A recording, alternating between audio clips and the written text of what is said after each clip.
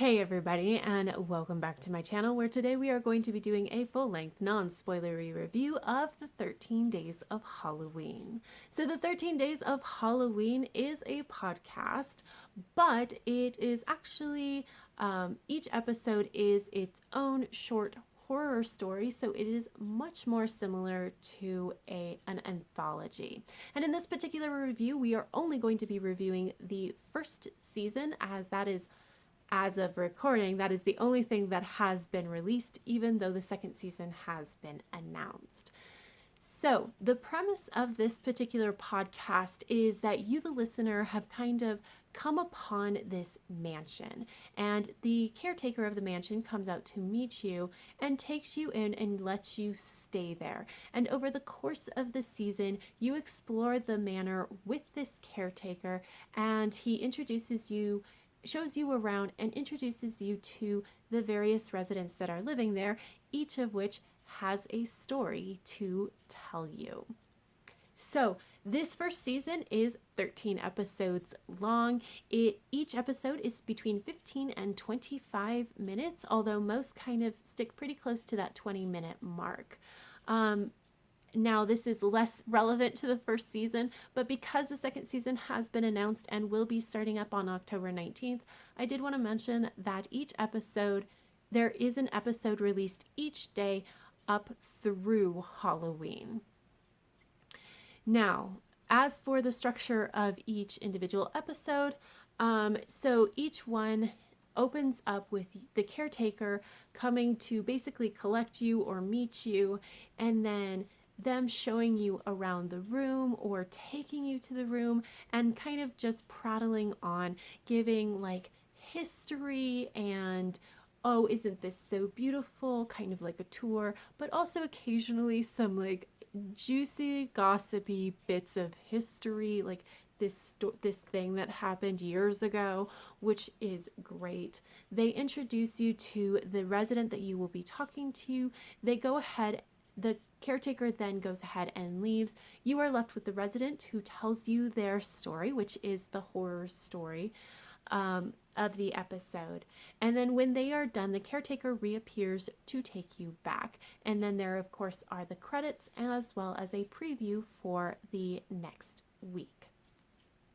Now, I really enjoyed this idea of having a through line for the entire series, that you're at this house, that you're exploring this house, and that is why you're meeting these residents. I really, really appreciated that. I thought that was very clever, because it very easily could have just been a podcast where each episode you just read aloud a short story and call it good.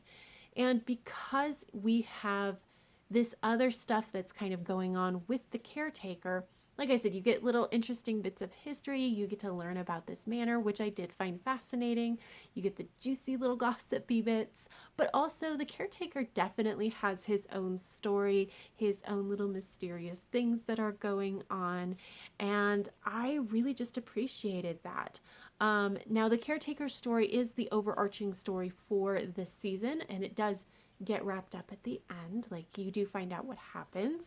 And I just, apart from the fact that I just really enjoyed these parts, the thing that I think was why I think this was a good choice was it actually helps kind of set the mood for you, the listener, before you jump into the actual short horror story.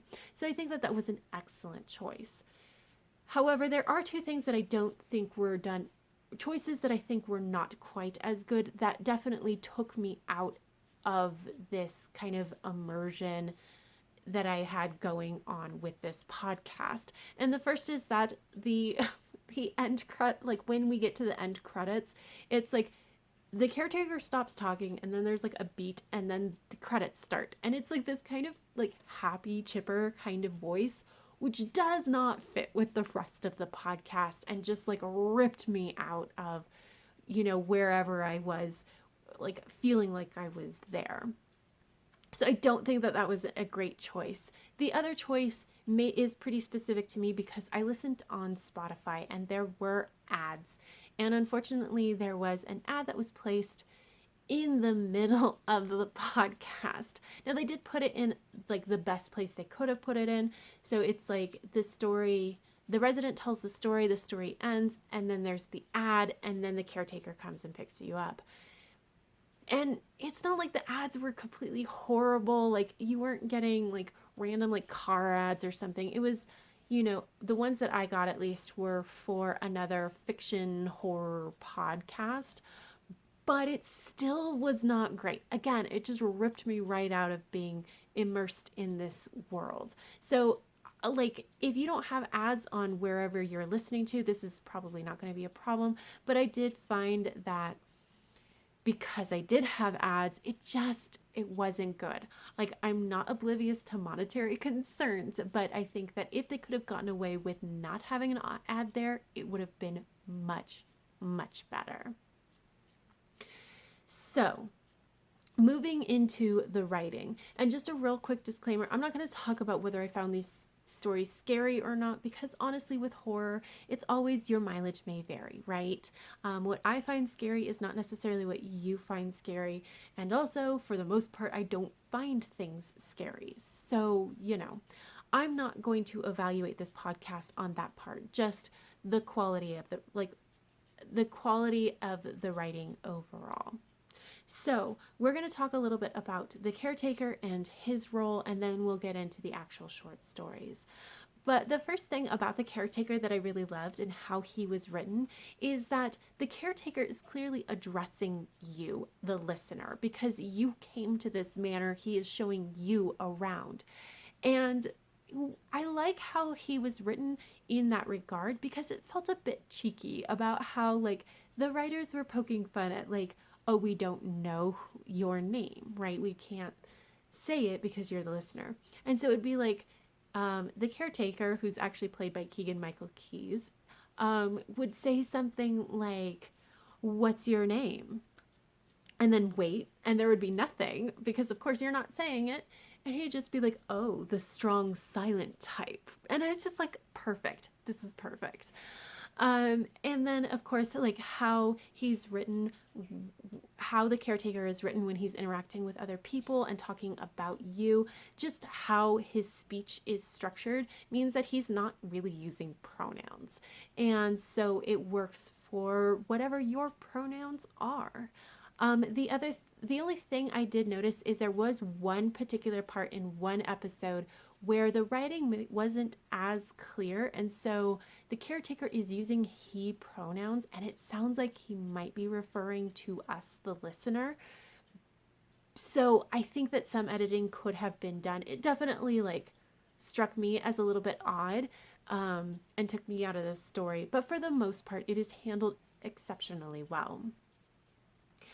Um, I think that otherwise the caretaker parts were great. I loved the little history lesson, like the history of the manor. I loved the little juicy gossipy bits. I loved just kind of everything about what this caretaker's story was, except for the resolution at the end. That particular, like, it was supposed to be part of a horror story in and of itself as well, and it just didn't work for me. But otherwise, like, I think everything having to do with the caretaker was just really, really good. The I guess there is one other thing that I think was maybe not as good, and that is the transitions between the caretaker, when the caretaker brings you to the resident and introduces you and then leaves, like that transition, as well as when the caretaker comes back after the resident is done talking to you. That's not done always done exactly. It's not always done well, and so it doesn't always feel natural or smooth, but I don't think it was ever bad. It just wasn't always good. As for the short stories themselves, I thought it was really interesting that it seemed to cover a lot of subgenres in the larger horror genre. Although I'm not super familiar with all of the subgenres, so I don't know all of what was covered, but it did seem to have a nice variety.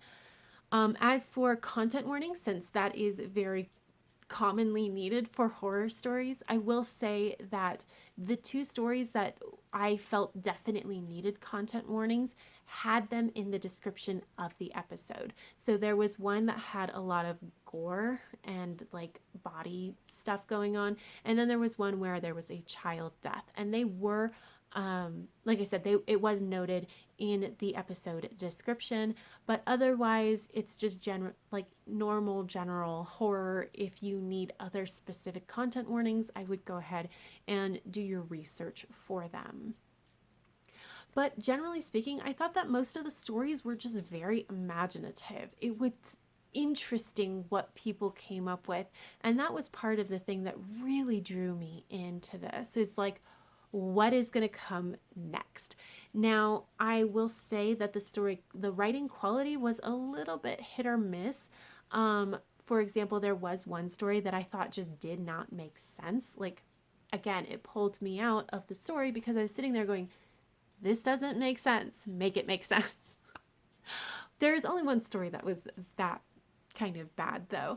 But additionally, there were three stories that I did find to be predictable. Now, I will say horror is a really interesting genre because predictability is not necessarily bad. It can be written in a way where that predictability actually adds to the tension of the listener or the reader because you know what's coming and there's nothing you as the reader or listener can do to stop it, right? And there was actually one story that I thought did that pretty well. Like of the three, there was one story where it was that way, where it was done well. But unfortunately, the other two were not. I was just like, we already know how this is going to end. Let's just get through it. The other thing that was really hit or miss that I found interesting is that some of the stories were written more as short stories that were going to be read aloud, and some of them were written more as an oral story. So, the whole thing about this premise where you're going to go talk to each of the residents means that it makes much more sense for it to be more of an oral story. Something where, like, you go to a friend and the friend is just like, hey, I need to tell you about this crazy thing that happened to me, right? And, like, that's more of the oral story.